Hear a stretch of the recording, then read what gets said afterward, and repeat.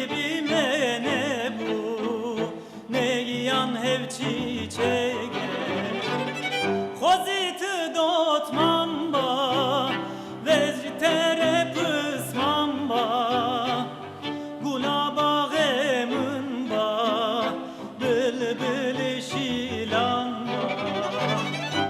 Das Anadolu Quartett ist das erste Streichquartett, welches anatolische Musik mit klassischen Instrumenten im klassischen Stil interpretiert. Gegründet wurde das Quartett von Ahmet Tilgin schon im Jahr 2008. Er wollte dem Publikum nicht nur einen neuen Zugang zur klassischen Musik ermöglichen, sondern auch Lieder spielen, die die vielen Völker und Kulturen in der Türkei repräsentieren.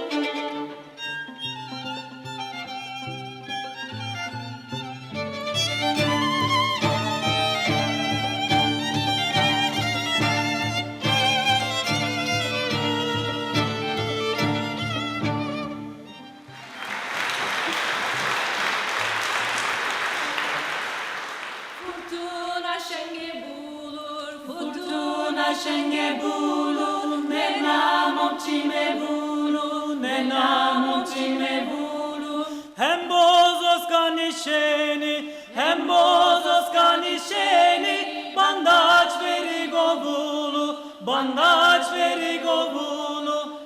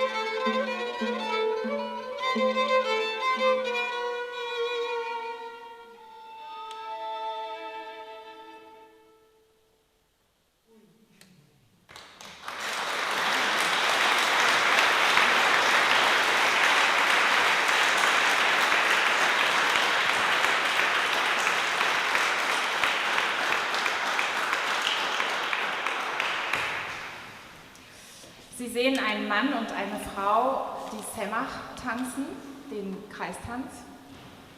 Und über ihn lächelt die Sonne. Und der Mond. Und der Mond. Ach, das ist der Mond. In einer Das ist sein Gesicht.